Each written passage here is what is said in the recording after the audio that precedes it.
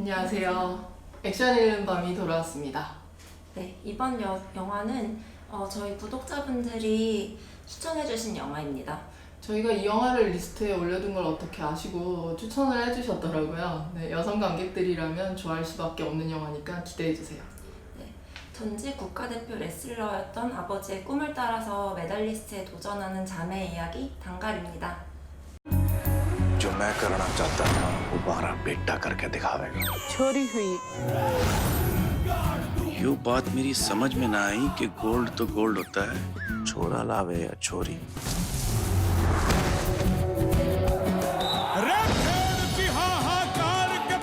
गोल्ड जीतती तो मिसाल बन जाएगी। मिसालें दी जाती हैं बेटा, बोली नहीं जाती।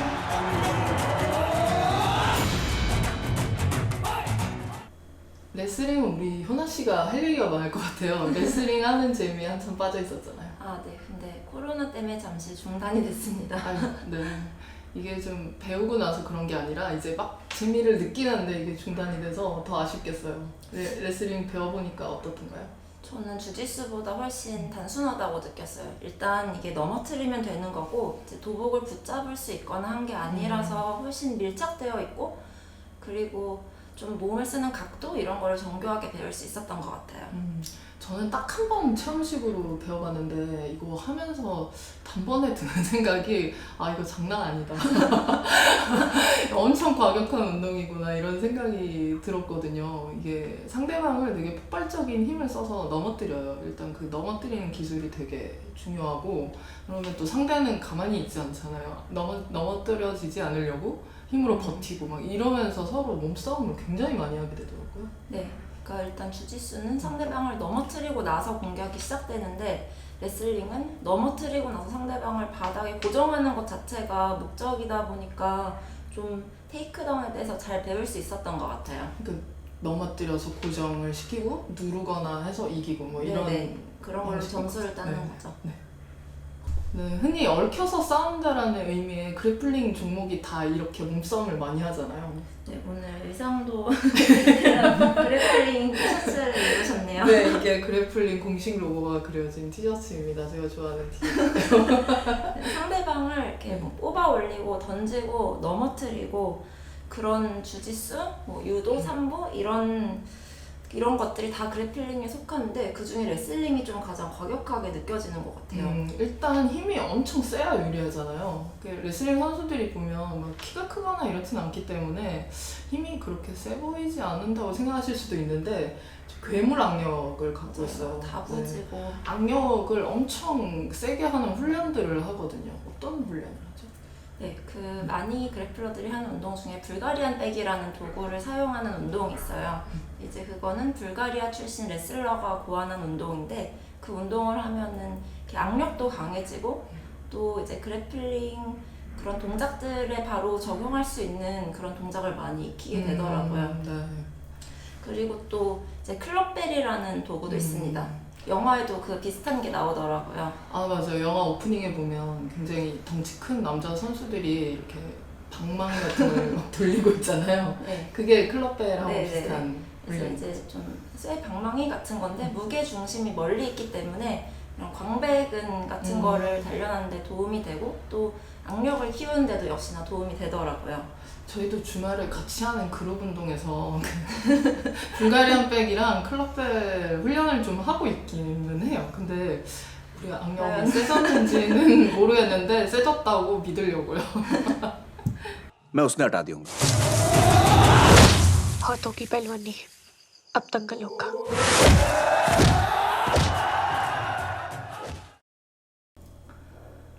그런데 저는 이 영화를 보기 전에는 레슬링이 인도에서 이렇게 전국민적인 인기를 끌고 또 인도 사람들이 이렇게 레슬링을 잘하는지 몰랐어요. 네, 저도 영화 보기 전까지는 몰랐는데 알고 보니까 인도의 전통 레슬링인 루스 레슬링이라는 게 기원전 1500년 전부터 있었다고 하더라고요. 기원전 1500년이요? 네. 근데 네. 이제 인도가 북의 사회다 보니까 오직 남성들만 하고 여성들은 할 수 없었다고 합니다. 그래서 단갈에서도 이 아버지가 젊은 시절에 레슬링으로 인도를 주름잡았다가 그 꿈이 그 경제적인 이유로 좌절이 돼요. 그래서 내 아들만큼은 꼭 레슬링 메달리스트를 만들겠다 뭐 이렇게 생각을 했는데 또 아들이 안 태어나서 그 꿈이 좌절돼요. 근데 이제 그 꿈을 두 딸에게 두 딸을 메달리스트로 만들어서 내 꿈을 대신 이루겠다 이렇게 하면서 영화가 시작되는 거죠. 저는 이 영화에서 재밌었던 게 아직도 그 인도에 좋은 풍습이 있는데 이런 어린 여성들이 싸움의 세계에 입문한다는 점이 재밌었어요.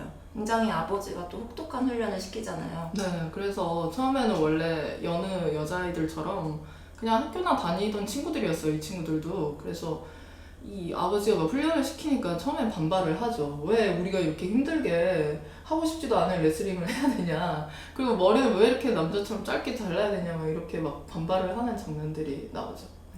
그러니까 인도에서는 이렇게 딸들을 자식으로서 성장시키려고 하는 아버지가 정말 드문 거잖아요. 네, 실제 여기 영화에서도 보면은 기타하고 바비타의 친구가 되게 나이가 어린데 결혼을 해요. 근데 그 친구가 이 둘에게 일깨워주죠. 너희는 그래도 운이 좋은 거라고.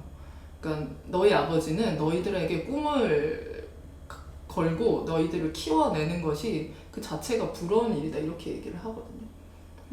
그래서 그걸 계기로 이 자매는 또 레슬링이 되게 진지해집니다.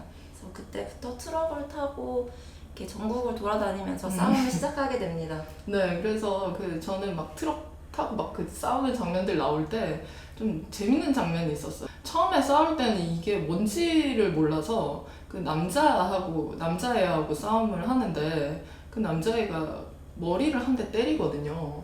근데 이게 반칙이죠. 근데 기선제압이기도 하고 처음에는 뭔지 몰라서 이렇게 어리둥절하게 맞고 있다가 나중에는 그렇게 한 대 치는 애가 있으니까 똑같이 한 대를 치더라고요. 그러니까 너 한 대 치면 나도 한 대 친다는 그 싸움의 기본을 이제 알게 된 거죠. 그렇게 성장해가는 장면들이 인상적이었어요.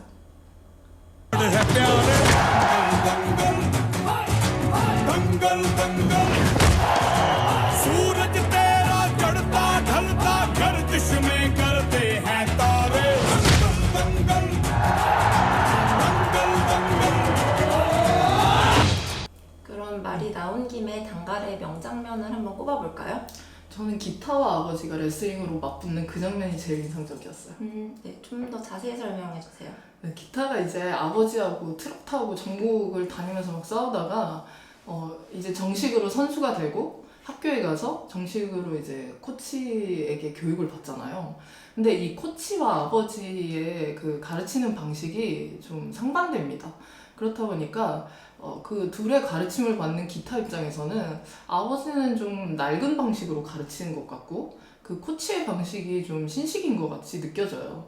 그래서 좀 아버지하고 갈등을 하게 되죠. 근데 아버지하고의 이런 갈등을 뭐 서로 막 큰 소리로 싸우거나 뭐 울고 뭐 집을 뛰쳐나가고 막 이런 식으로 표현을 했더라면 좀 실망스러웠을 것 같아요. 근데 이 둘은 또 다시 예전처럼 그 옛날처럼 모래판 위에서 레슬링으로 싸움을 합니다. 그러면서 이제 그 싸움에서 또 기타가 이겨요. 그래서 아버지가 되게 쭈글쭈글해지는 그런 모습도 보여주거든요.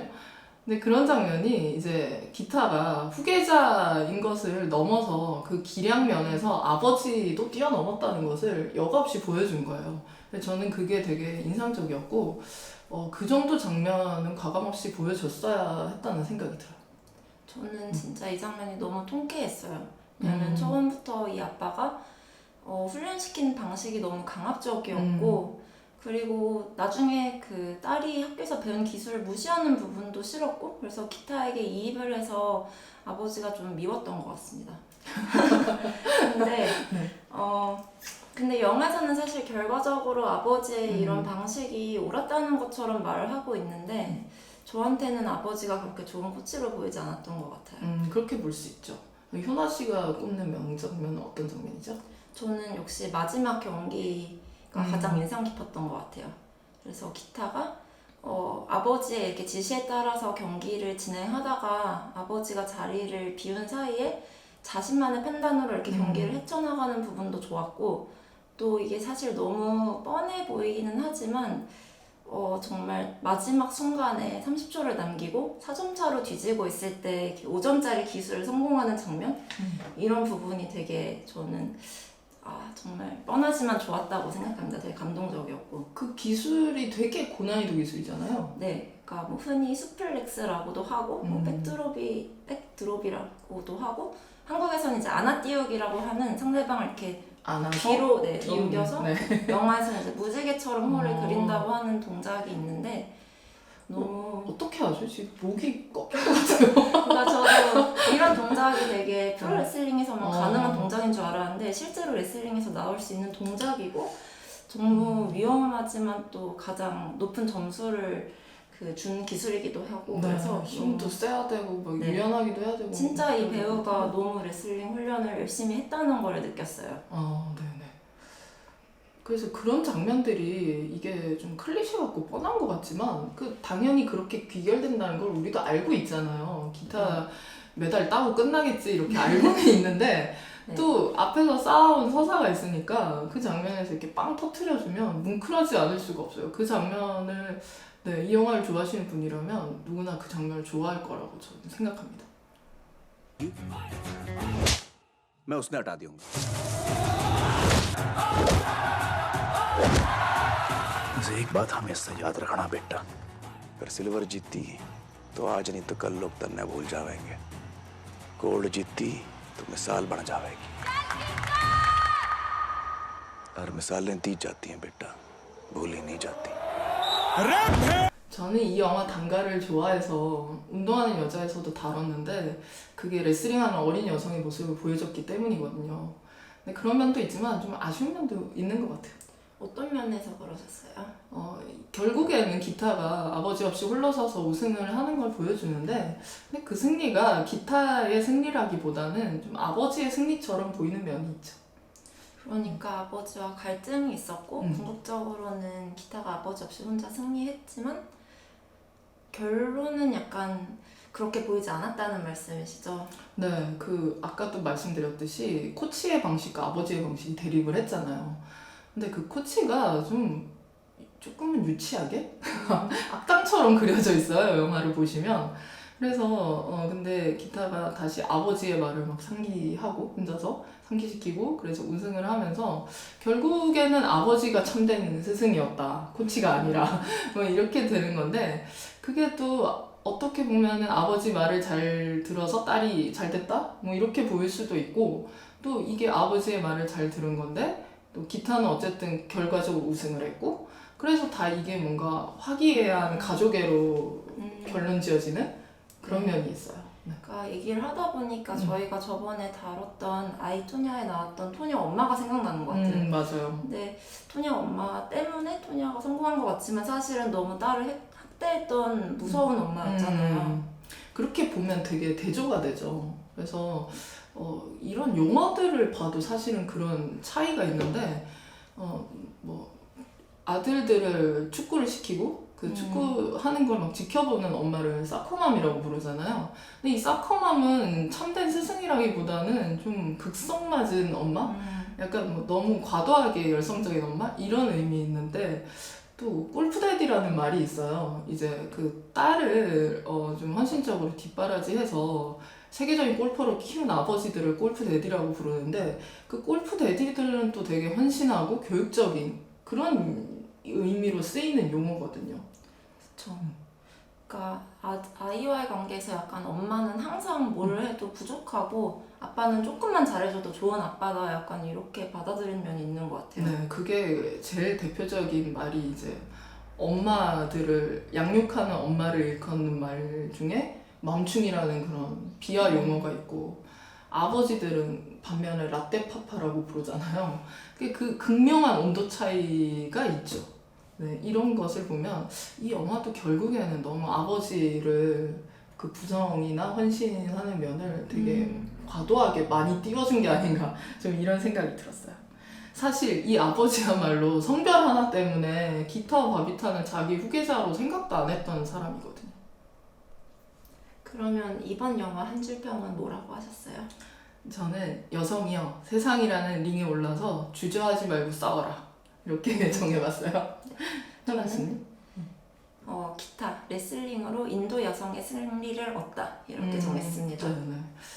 이 영화는 진짜 한번 보시면 후회하지 않을 재밌는 영화입니다. 네, 오늘 그래서 이 영화 리뷰도 재밌으셨는지 모르겠어요. 네, 혹시 더 보시고 다루고 싶은 영화가 있다 하시면은 댓글로 추천 부탁드립니다.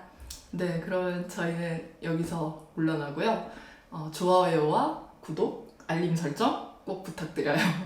다음 시간에 또 만나요. 안녕.